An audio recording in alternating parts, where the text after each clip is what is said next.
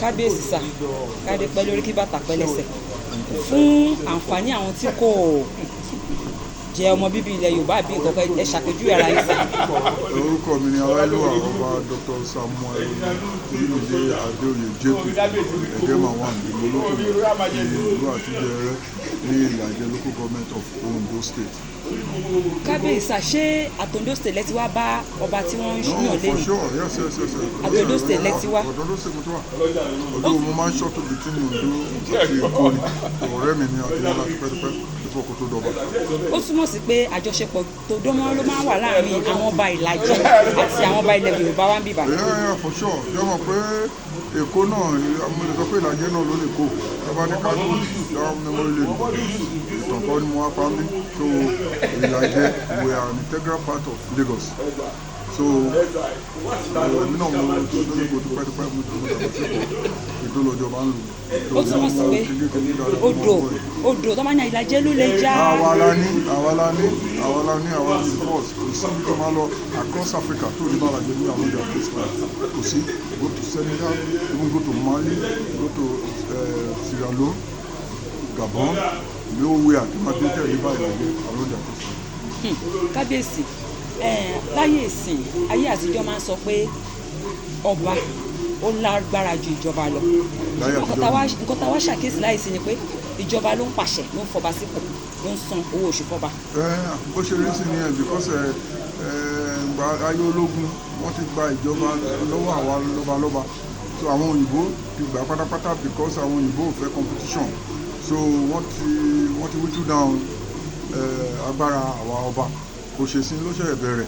so láyé àtijọ́ ni ọba ní agbára nísìnyí a ò ní agbára mọ́ according to the constitution of Nigeria under àwọn olóṣèlú làwọn àwọn ló ń fi ọba jẹ́ sẹ́yìn láyé àtijọ́ Ifá ló ń mú ọba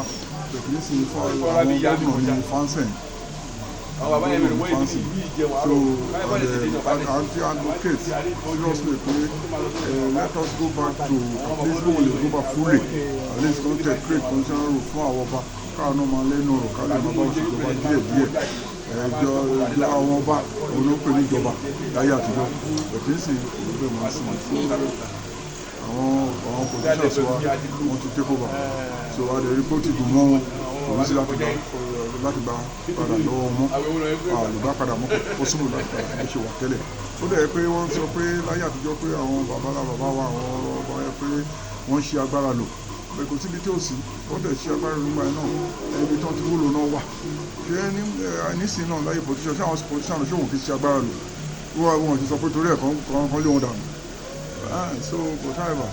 wọ́n ti nílò ìjọba ti bọ́ sí wọn lọ́wọ́ wọ́n ti ń ṣe bó ṣe wù wọ́n so ó dà wọn láwà àmọ́ wà lóyè àti wọn náà ni so. kò sí nǹkan tá a máa ṣe sí yẹn. I don't think because tó máa fẹ́ amend constitution of Nigeria àwọn olùfẹ́ amend ẹ̀ àwọn politicians náà ni bí wọ́n wá fọ ara wọn ṣe ra wọn ni no let us do it for that angle wọn nígbà. kábíyèsí social media ọ̀pọ̀lọpọ̀ àwọn ọba aládé la máa rí wọ́n máa jó lórí TikTok wọ́n máa ṣe oríṣiríṣi lórí TikTok ṣé social media ṣé ó hard mọ́ ọ̀nà àwọn ọba ni àbòdín iyì àwọn ọba ní ilẹ̀ Yorùbá. Mo rò pé when we talk of social media that is part of effect of globalization. Effect of globalization. So láyé àtijọ́ àwọn ọba wọn kì í lọ sí pàtí ẹni àwọn ó ní ijó tí ọba lè jó láyé àtijọ́ gẹ́gẹ́ bí mo ṣe sọ effect of civilization and globalization has changed many things so but nevertheless gẹ́gẹ́ bí ọba tí wà nípò ọba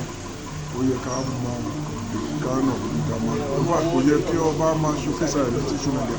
wọn kò yẹ rárá ní TikTok kò yẹ lẹ́dọ̀ ọmọdé tèmi o èmi I don't belong to that class I don't do that. So fún gbogbo àwọn ọba tó bá ń ṣe bẹ́ẹ̀ yẹn kò yẹ kó rí bẹ́ẹ̀. kò yẹ kó rí bẹ́ẹ̀.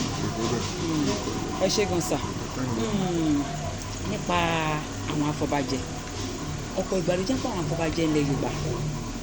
wọ́n máa ń sọ pé àwọn afọbajẹ míì máa ń gbàbọ̀dé àwọn afọbajẹ míì máa ṣe kinní kan wọ́n máa fi àwọn tó ń gbé ilẹ̀ Yorùbá lẹ̀ wọ́n á lọ mọ́ àwọn tó wà lábroad tí wọ́n ò mọ much nípa ìṣẹ̀ṣe àti ẹ̀sìn kí lẹ ojú wo lẹ fi wo àárín yẹn sà. ṣé mo pé nísìnyí many of àwọn afọbajẹ náà owó náà wà, owó náà ń gbà highest bidder because wọ́n believe pé bóyá àwọn tó wá láti Amẹ́ríkà London yẹn wọ́n ní owó tó gbélé but then tí a bá tún wá wò dáadáa náà àwọn tó wà ní London tó wà lamẹ́ríkà náà tó bá tọ́ sí wọn tó yẹ kó ọmọ ọba ni wọ́n lẹ́tọ̀ọ́ ó tọ́ sí wọn ìdí wọn kó Nàìjíríà wọn wà kan tó máa jẹ lọ sí lóyìnbó tó bá dé wà lọ́hùn tí ifá bá mú wọn láyé àtijọ́ náà ọmọ ọba mi wọn kí wọn lò ìrìn àjò náà máa wà tí fáwọn ọmọ pé ọmọ yìí kan wà ní báyìí ìfẹ́ lò òun ní fáwọn èlò wa wá tó bá jẹ́ pé lóòótọ́ lódodo àwọn afọbajẹ yẹn wọ́n rí wípé ọmọ nǹkan tó wà níbi kan bá tó wà ní wọ́n lè kó síkò tó bá nínú tó bá mú ọmọ ọba tó wà ní Amẹ́ríkà tó wà ní London ṣùgbọ́n nípa tí ọ̀rọ̀ bastardization of our culture kò kí ń ṣe àwọn tó wá láti Amẹ́ríkà tàbí tó wá láti London nìkan náà ló ń ṣe ìlú ìgbọ̀n rẹ̀ àwọn míì gan tó jẹ́ pé ibi náà wà wọ́n fi dé adé sọ́mọ bẹ́ẹ̀ àṣà àti ṣe wa wọ́n ti pa oníjẹ́kẹ́sì fún ẹ̀rọ rẹ̀ wọ́n lè jẹ́ mùsùlùmí wọ́n lè jẹ́ Christian tó dìkọ̀ tó bá débẹ̀ báyìí náà máa sọ pé mo ti di ọba mi ò lè Christian ni mí mo ti gba Jésù gbọ́ mo ti gba Islam gbọ́ wọn ò lè ṣe léyìí wọn ò lè ṣe lé mọ́ but it's very very bad it's very bad in fact àwa kan wà nílẹ̀ Yorùbá ṣẹ̀dá a máa ń propagate pé there is need for us to preserve the traditional culture of Yorùbá race because gbogbo nǹkan tó ń bọ́ lápá wa tó ń tún láti ẹ̀dùn ó ti ń di nǹkan gbàgbé sẹ́yìn torí attitude àwa ọba míì ni. àwọn ọba ìgbàlódé àwọn ọba ìgbàlódé yes àwọn ọba ìgbàlódé tó máa ń sọ pé ẹ̀wọ̀n gbọ́dọ̀ ṣe ọdún eégún wọn ò lè ṣe ọdún orò wọn ò gbọ́dọ̀ ṣe it's very very bad. a ò sọ pé kéèyàn má ṣe ẹ̀sìn rẹ̀ ọba tó bá ṣe ẹ̀sìn bí wọ́n kọ́ ló fẹ́ lọ máa dín fún àwọn kọ́ńtà àwọn olóyè tó wà ní ìṣáájú wà pé ó yẹ kó wọ́n fi wọ́n lẹ̀ kó máa ṣiṣẹ́ wọn nílùú bí àwọn bàbá bọ́ ṣe ṣe láyé àtijọ́ so nǹkan tí ò dáa ni kí ẹni ọba dé orí ìdán kó sọ pé wọn ò gbọ́dọ̀ ṣe ìṣẹ̀ṣe nílùú ìṣẹ̀ṣe lágbá.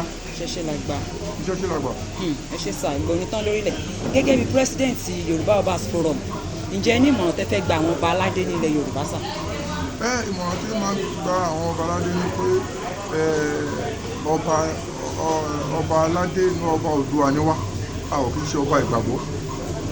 so anybody tó bá ti gbà pé òun fẹ́ jọba tó bá ti di ajọ́ tó bá lọ sí pèjì tó bá ti fi ẹ̀tọ́ tó yẹ kó ìmọ̀ tó yẹ kó ṣe ó yẹ kó mọ̀ pé òun gbọ́dọ̀ máa gbé àṣà ti ṣe ilẹ̀ Yorùbá lárugẹ ó yẹ kó máa sponsor ẹ̀ ó yẹ kó máa make sure pé wọ́n ń ṣe lóòrèkóòrè ó má jẹ́ kí ẹ̀sìn disturb ẹ̀ ó má jẹ́ kẹ́sìn disturb ẹ̀ anybody tó bá fẹ́ jẹ́ ọba tó bá ti mọ̀ kó bò lè ṣe òní ìkówájọba níṣẹ́ a fi ń rí pé àwọn míì pásítọ̀ ni wọ́n ẹ mọ̀ pé pásítọ̀ ni wọ́n dẹ̀ mọ̀ pé ọba tẹ́fẹ́ lọ́jọ́ ètò ìbílẹ̀ ni ẹ wá débẹ̀ tán ẹ wá lọ tó bá ti mọ̀ pé fẹ́ lọ́jọ́ wá gbé ọ̀rọ̀ Bíbélì sí sẹ́gbẹ́ kan ẹ̀ka wọn wá débẹ̀ tán sí wọn á sọ pálásì di kìrìsìtẹ́nì wọn gbọ́dọ̀ ṣe ìṣẹ̀ṣe mọ́ wọn gbọ́dọ̀ bọ́ wọn gbọ́dọ̀ ṣe ẹ̀tù mọ́ it is very wrong màá gba àwọn ọba wọn nímọ̀ràn kíkọ́ jọ lórí Ọlọ́run orí adébẹ̀ wọn àti alálẹ̀ ilẹ̀ Yorùbá ní ojú abúbẹ̀ wọn ní kó má ṣe rú ẹ̀ nínú òyìnbó gan ẹ̀sìn wa tí àwa ọ̀kan lébi àwọn òyìnbó gan ń gba wèrè lọ́hùn wọ́n ń gbé gómìnà nínú òyìnbó sẹ́yìn wọ́n ń gbé ẹ̀yọ̀ wọ́n ń dípa wọ́n wá sílẹ̀ Yorùbá wá kọ́ ìṣe àtàṣà wa nílẹ̀ wọ́n ń wá kọ́ àwọn ìrẹ̀lẹ̀ tí wọ́n ní tí wọ́n táwọn máa gba wèrè lẹ́sìn táwọn máa mọ ìyá ọ̀ṣọ́ lọ.